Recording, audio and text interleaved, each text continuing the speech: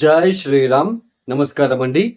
2025 సంవత్సరం ద్వాదశ రాశి వాళ్ళ ఫిబ్రవరి మాస ఫలితాలు, ఫిబ్రవరి నెలలో ద్వాదశ రాశి వాళ్ళకి ఎలాంటి ఫలితాలు రాబోతున్నాయో తెలుసుకుందాం. ఇక్కడ ముఖ్యంగా ఈ ఒక గోచారం ద్వారా తెలుసుకునే జన్మ రాశి ఫలితాలు ఏదైతే ఉందో అది కేవలం 30% మాత్రమే వర్తిస్తుందండి. అంటే గోచారంలో మనకి గ్రహాలు, నవగ్రహాలు కూడా ఒక రాశి నుంచి ఇంకొక రాశికి మారుతూ ఉంటారు. ఈ ఒక ఏదైతే నవగ్రహాలు ఒక రాశి నుంచి రాశి మార్పు చెందినప్పుడు మనకి జన్మరాశి నుంచి గ్రహాలు ఏ రాశికి వచ్చినప్పుడు ఈ మాసంలో లేదా ఈ రోజు ఎలాంటి ఫలితాలు వస్తాయనేది మనము గోచారం ద్వారా తెలుసుకుంటున్నాం. అయితే ముఖ్యంగా మనకి స్వజాతకం, జన్మ జాతకంలో జరుగుతున్న దశాభుక్తులు చాలా ముఖ్యమైనవి అండి, చాలా ఇంపార్టెంట్ యాక్చువల్లీ. ఇక్కడ అష్టకవర్గ బిందువులు కూడా చాలా ప్రముఖమైన పాత్ర అనేది వహిస్తుంది. ఇక్కడ ఇప్పుడు ఒక రాశిలో ఉన్నప్పుడు, ఒక రాశిలో ఒక గ్రహం ఉంది, ఆ రాశిలో ఆ గ్రహము ఎన్ని అష్టకవర్గ బిందులు ఇచ్చారు, ఆ గ్రహ దశ వచ్చినప్పుడు ఆ గ్రహం మనకి యోగిస్తుందా లేదా కొంచెం ఇబ్బంది పెడుతుందా, దాని ద్వారా మనము తెలుసుకోవచ్చు. అంటే అష్టకవర్గ బిందువులు మనకి చాలా ప్రముఖమైన పాత్ర అనేది వహిస్తుంది. సో జన్మరాశి వేరు, మనకి లగ్నం వేరు అండి. మనం ఏ లగ్నంలో పుట్టామో ఆ లగ్నానికి యోగకారకులు ఎవరు, సో ఇలా ఆ లగ్నానికి యోగకారకులు ఎక్కడ ఉన్నారు అవన్నీ తెలుసుకొని మనకు దశాభుక్తి ఏది జరుగుతుంది అది చూసుకొని, ఒకవేళ మన జన్మ జాతకంలో గ్రహ దశలు బాగాలేనప్పుడు ఇలా గోచారంలో కొన్ని ఒక గ్రహాల మార్పులు చెందినప్పుడు మనకి కొన్ని మంచి ఫలితాలు వస్తూ ఉంటాయి. సో ఇది తెలుసుకోవడానికే మనము ఈ ఒక ఏదైతే మనకి రాశి ఫలితాలు అనేది మనము చెప్పుకుంటూ వెళ్తున్నాం. అయితే ఇక్కడ మీకు స్వజాతకం, జన్మ జాతకంలో ఉంటున్న ఒక విషయాలని మీరు తెలుసుకోవాలనుకుంటే ఇక్కడ ముఖ్యంగా కింద స్క్రాల్ అవుతున్న నా నంబర్కి మీరు నేరుగా కాంటాక్ట్ అవ్వచ్చు. అంటే రాబోయే రోజులలో మీ జన్మ జాతకం పరిశీలన చేసి ఎటువంటి మీకు దశలు జరుగుతున్నాయి, మీరు ఏ సమస్యలు పడుతున్నారు, ఆ సమస్యలకి ఎటువంటి ఈజీ రెమెడీస్ అండి. ఇక్కడ చాలా సులువైన, మీరే స్వయంపూర్వకంగా మీరే కష్టపడి చేసుకోవాలి అలాంటి ఒక పరిహారాలనే ఇవ్వడం జరుగుతుంది. సో ఎవరికైనా ఆస్ట్రాలజీ కన్సల్టేషన్ కావాలనుకున్న వాళ్ళు కింద స్క్రోల్ అవుతున్న నంబర్కి నేరుగా నాకు కాంటాక్ట్ అవ్వచ్చు. మరియు ముఖ్యంగా ఈ ఒక 2025 మాసంలో ఫిబ్రవరి మాసంలో 2025 సంవత్సరంలో ఫిబ్రవరి మాసంలో ఏ గ్రహాలు ఏ రాశులు మారుతున్నాయని తెలుసుకుందాం. ముఖ్యంగా రాహుకి ఈ ఒక రాహు వచ్చేసి ఈ ఒక మాసంలో మీనరాశిలోనే సంచారం చేస్తున్నారు. కేతు కన్యా రాశిలో సంచారం, గురు వృషభములు సంచారం చేస్తున్నారు. ఇక్కడ అయితే ఆయన వక్రించి సంచారం చేస్తున్నారు. అయితే ఫిబ్రవరి 4వ తేదీ నుంచి వక్ర త్యాగం చేస్తున్నారు. ఇక శని కుంభరాశిలో మనకి సంచారం చేస్తున్నారు. ఇక కుజుడు వచ్చేసి ఈ ఒక ఫిబ్రవరి మాసంలో మనకి మిథున రాశిలో సంచారం చేస్తూ ఫిబ్రవరి 24వ తేదీ నుంచి ఆయన కూడా వక్ర త్యాగం చేస్తున్నారు. అంటే ఫిబ్రవరి 24వ తేదీ వరకు వక్రించి సంచారం, ఫిబ్రవరి 24వ తేదీ తర్వాత వక్రత్యాగం చేసి సంచారాన్ని ప్రారంభం చేస్తున్నారు. ఇక్కడ ముఖ్యంగా సూర్యుడు వచ్చేసి ఫిబ్రవరి 12వ తేదీ నుంచి కుంభరాశిలో సంచారం చేస్తున్నాడు. బుధుడు ఫిబ్రవరి 11వ తేదీ నుంచి ఆయన కుంభరాశిలో సంచారం, తర్వాత ఫిబ్రవరి 27వ తేదీనే ఆయన బుధుడు నెక్స్ట్ ఇంటికి మారబోతున్నాడు, అంటే మీనరాశికి వెళ్ళి సంచారం ప్రారంభం చేస్తున్నారు. శుక్రుడు ఫిబ్రవరి మాసమంతా కూడా మీనరాశిలోనే సంచారంని చేస్తున్నారు.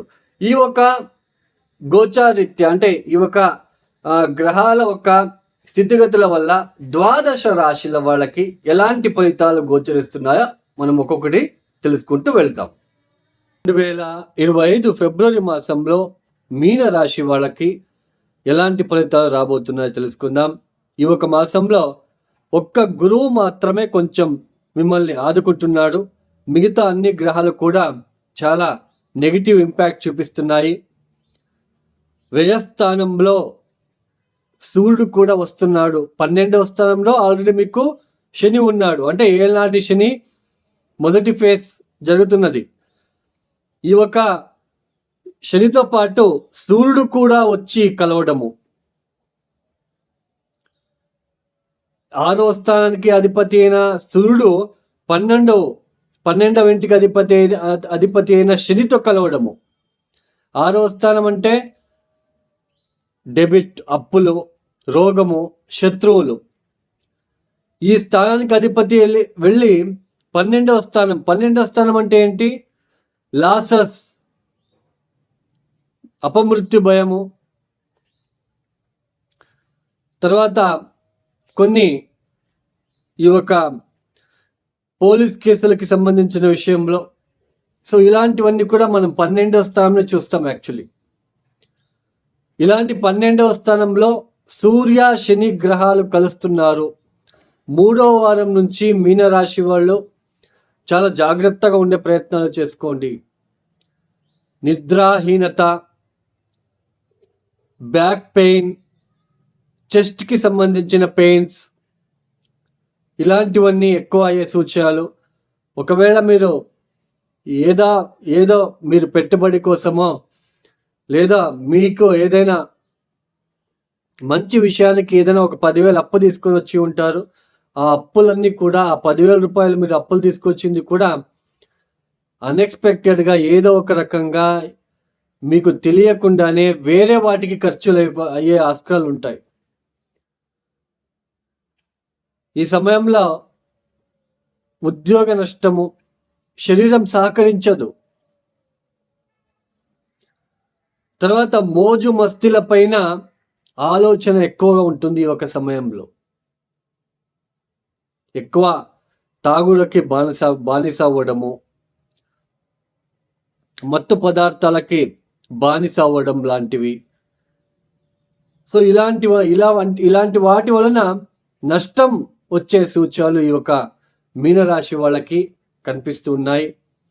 అటు గృహంలో ఇటు ఉద్యోగ జీవితంలో కూడా కొన్ని అనుకోని ఒత్తిడులు పెరిగే సూచనలు కూడా మనకి ఈ ఒక మాసంలో కనిపిస్తున్నాయి.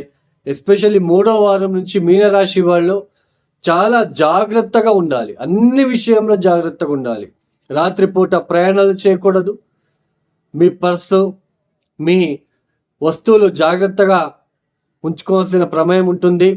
ఆరోగ్య భంగం రాకుండా చూసుకోండి. ఈ యొక్క జూజు, బెట్టింగ్ లాంటివి, తాగుడు అలవాట్లకి కొంచెం అవాయిడ్ చేసుకోండి. ఆ ఒక విషయాలన్నీ కూడా మీరు అవాయిడ్ చేసుకొని ముందుకు వెళ్తే బాగుంటుంది. లేదంటే ధన నష్టం కలిగే సూచనలు ఈ మీనరాశి వాళ్ళకి ఎక్కువగా ఉంటాయి. తర్వాత ఎన్ని ఇబ్బందులున్నా ఈ జన్మరాశిలో శుక్రుడు ఉంటున్నాడు. ఈ శుక్రుడు జన్మరాశికి వచ్చినప్పుడు అందం మీద వ్యామోహం పెరుగుతుంది. నేను ఎలా ఉన్నానో ఏమో, పొద్దాట్లో అగైన్ అండ్ అగైన్ మిర్రర్లో చూసుకోవడం, మీ ఫేస్ని అద్దంలో చూసుకోవడము, అలంకరించుకోవడము, అలంకార వస్తువుల మీద వ్యామోహం పెరగడము, చెడు అలవాట్లకు బానిస అవ్వడము, ఇలాంటివన్నీ అండి. జన్మరాశిలో శుక్రుడు వచ్చినప్పుడు అలాంటివి ఉంటాయి. కొన్ని కోరికలు ఎక్కువ అయ్యే సూచనలు. నేను అక్కడ వెళ్ళాలి, ఇక్కడ వెళ్ళాలి, అది చేయాలి, ఇది చేయాలి అనే ఒక నెగిటివ్ ఆలోచనలు ఎక్కువగా ఉంటాయి. కాబట్టి సో జాగ్రత్తగా ఉండే ప్రయత్నం చేయండి.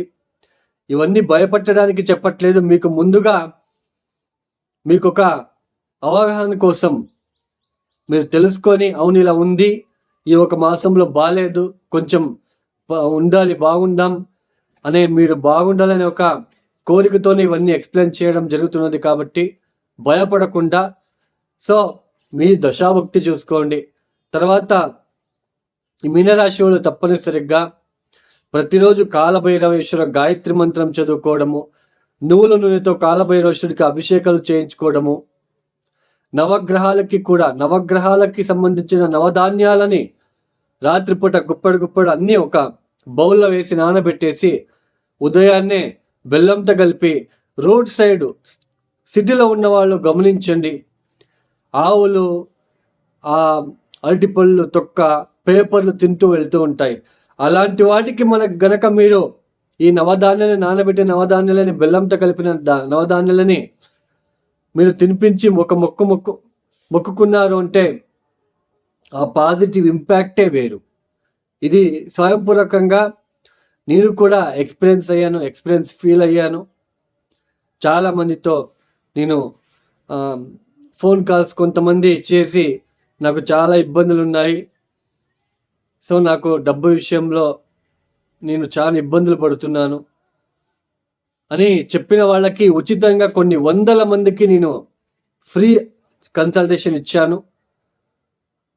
సో అలాంటి వాళ్ళకి ఇలాంటివి చెప్తూ ఉంటాను ఎక్కువగా. ఎందుకంటే గోసేవ చేయడంలో ఉన్న ఆ ఆనందము, ఆ సౌభాగ్యము, ఆ పుణ్యం వేరే ఉండి, ఆకలితో ఉన్న వాటికి ఇలాంటివి చేయండి. ప్రతిరోజు కూడా ఇలాంటివి ఒక 21 రోజుల పాటు చేయండి. సో ఈ ఒక శుక్రుడు జన్మరాశిలో ఉంటున్నాడు కాబట్టి, రాహు కూడా ఉంటున్నాడు కాబట్టి కొన్ని నెగిటివ్ ఆలోచనలు పరస్త్రీ వివాహం పెరగకుండా అమ్మవారికి ఎరుపు రంగుల పూలని శుక్రవారం పూట రాహుకాలంలో ఇవ్వడానికి ప్రయత్నాలు చేసుకొని మీరు ఎల్లప్పుడూ బాగుండాలని కోరుకుంటూ, మీనరాశి వాళ్ళందరికీ కూడా ఆ దత్తాత్రేయ ఆశీర్వాదం ఉండాలని కోరుకుంటూ ఇక ఒక వీడియో ముగిస్తున్నాను. ఈ వీడియోని మీకు నచ్చితే లైక్ చేయండి, షేర్ చేయండి, సబ్స్క్రైబ్ చేసుకోండి. సర్వే జనో సుఖినో భవంతు. ధన్యవాదములు. జై శ్రీరామ్.